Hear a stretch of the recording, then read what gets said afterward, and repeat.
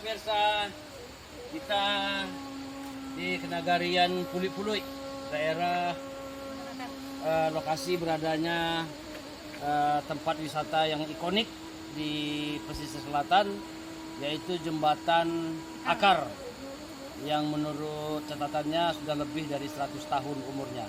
Oke, kita lihat.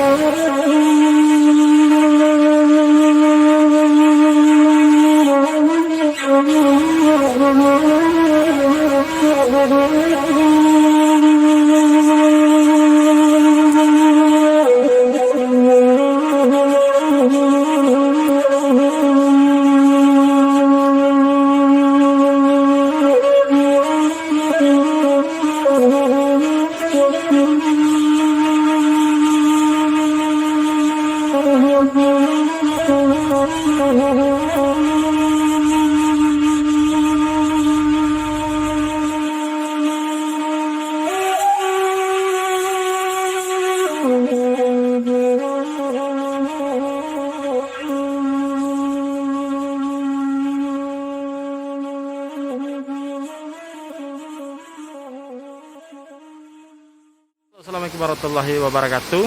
Dosa anak salahnya hari kini kita barado di ayat tajun bayang sani. Dosa bila terakhir di sana kemari, silakan komen di bawah ini. Oke, sekarang nuansanya bagus, hari cerah. Dan pokoknya di sini kita harus nostalgia dulu. Yes.